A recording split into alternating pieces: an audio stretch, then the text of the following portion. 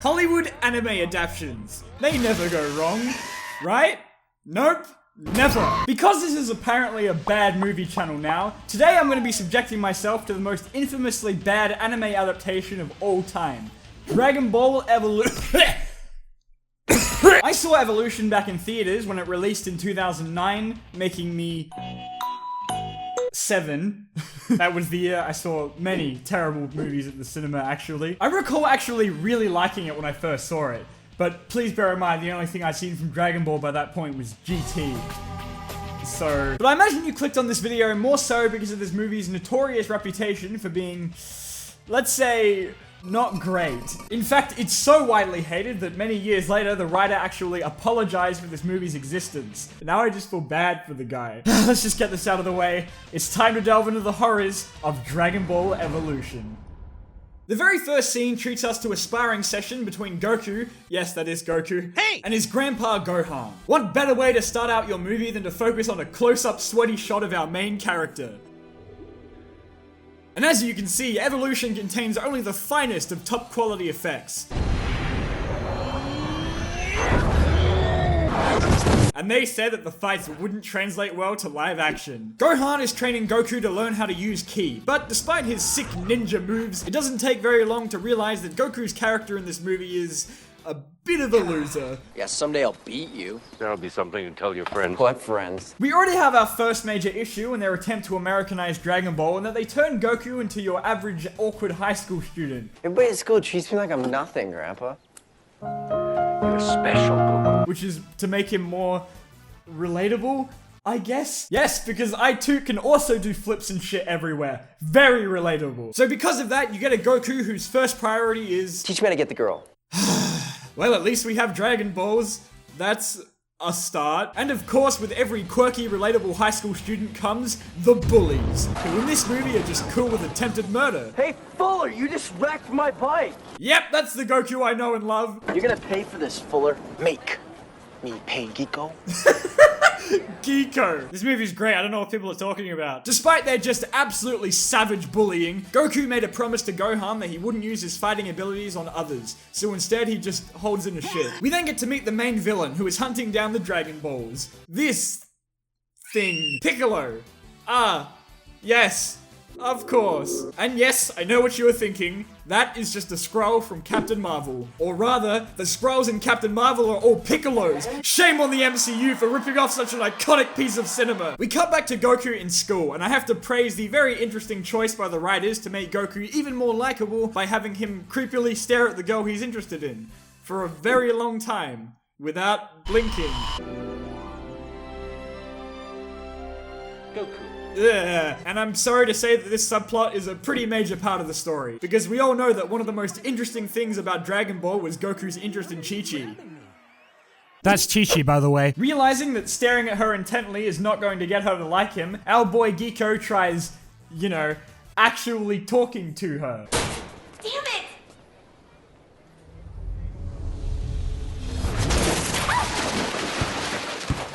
Run, Goku, run! But normal's overrated.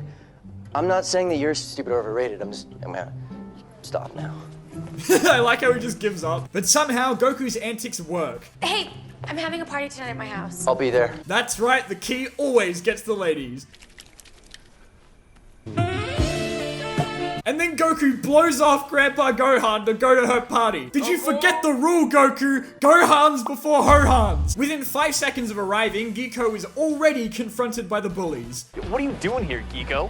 I'm just going to the party. So listen, why don't you turn around, walk away, no one will even know you were here. I'm sorry, Master. I must go all out just this once. Missed.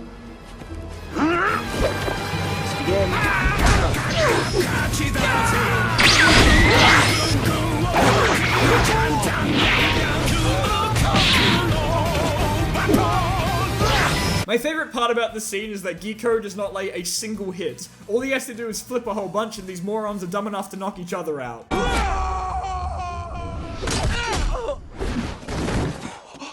How are you this dumb? Oh, and Fuller, your boys, they've been showing me what they got. Nothing. Impressed by the massive amount of property damage Giko inadvertently caused, Chi-Chi is suddenly infatuated with him. My grandpa said everything will be explained to me when I turn 18. And I'm 18. Goku, no, stop. Meanwhile, while Goku is losing his Gojinity, Gohan is all by himself back at home, only to be ambushed by the Pickle Man, who uses the Force or something, and Goku just senses it. What? Now this scene here made me cry when I first watched it, and I can kinda see why. Gohan was so sweet and he deserved better than this and you left him to die, Giko, god damn it! Arguably it's sadder in the original manga where Goku is the one that kills him after he turns into Big Monkey. But I mean, come on man, Gohan did nothing wrong. Anyway, Gohan's dying wish is to explain to Goku the plot of the movie, and so he does. Find Master Roshi in Pazu. Tell him Piccolo has returned. Okay. Upon looking in the ruins of Gohan's house, Giko runs into Bulma, who has a singular streak of blue hair. Cause fully blue just would have been too hard. And she just has a fucking gun. She too is looking for the Dragon Balls with a radar that detects their signatures. Like some kind of dragon radar. Dragon Ball Energy Locator? Dragon Ball Energy, yeah, no, that's fine too. Dragon Ball Energy, DBE. Catchy name. Alright guys, don't pat ourselves on the back too hard. And then the two team up to go in search of... I am Muten Roshi, the Invincible! Yep, they found him. Stop! You both have to stop. After getting Roshi up to speed and recruiting him into the team, they then fall into a hole. And we get introduced to the best character in the movie, Yamcha, baby! Also, hold on. I just realized they forgot Krillin. Did they forget? Or maybe they just couldn't find any short, bald men. And then Roshi explains to us what the opening narration of the movie has already told us. Great! Their names were Piccolo and Osaru. Now, Piccolo has somehow escaped. We know! Yamcha tags along on their quest, and majority of the film from here is just them finding the Dragon Balls. Peace and right! I just ride my neck! Yamcha is the best thing about this movie. The team splits up for a bit as Giko goes to see Chi-Chi, and Yamcha and Bulma have a bonding moment. Yeah. We then get some actual training as Roshi introduces Goku to... The final level of airbending technique is the Kamehameha. Wait, airbending? We sure we got the right show here? He then tries to teach him the Kamehameha, which is an air fart. Then release. An orange air fart. Well, at least Goku's a blue. Blue air farts. And now that Giko has reached his maximum farting potential, it's time for...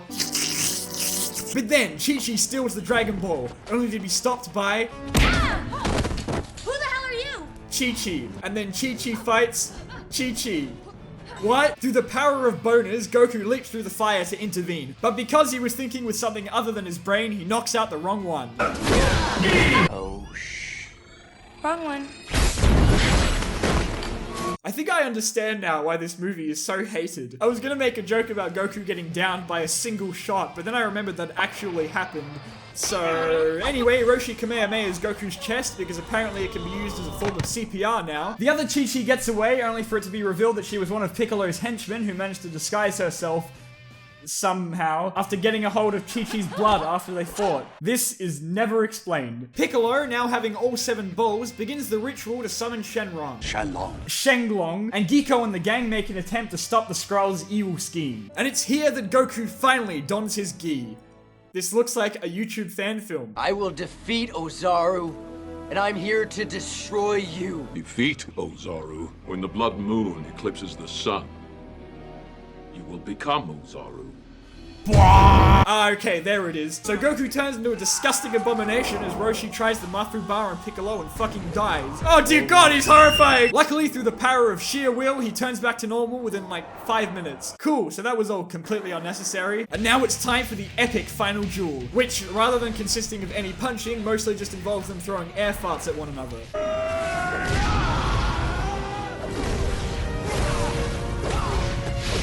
Okay, I take it back. Punching is way worse. Please go back to before. Oh, he's gonna do it! He's doing the thing! And just like that, Piccolo is defeated. Well, that was surprisingly easy. Roshi is still dead though, lol. Apparently they had some kind of way to... Dragon! Oh no. The test of 7 has been fulfilled! Please stop.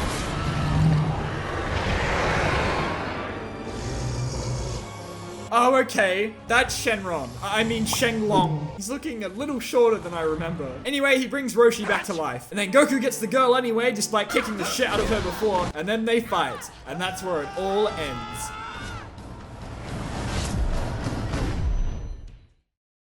This movie is not very good.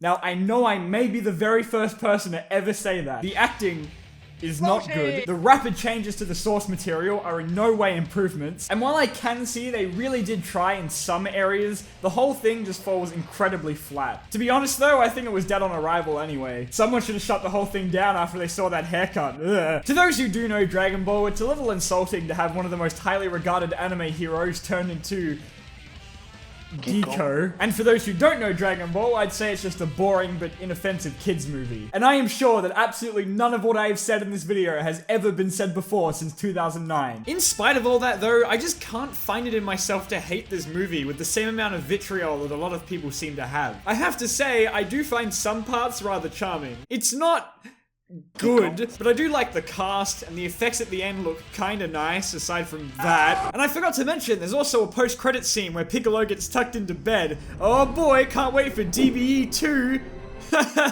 I mean, if you think that's bad, the director initially wanted to do 7 movies. I want to live in the parallel universe where we got a Dragon Ball Evolution movie each year. Also, Akira Toriyama hated it as much as everyone else did, so there's that.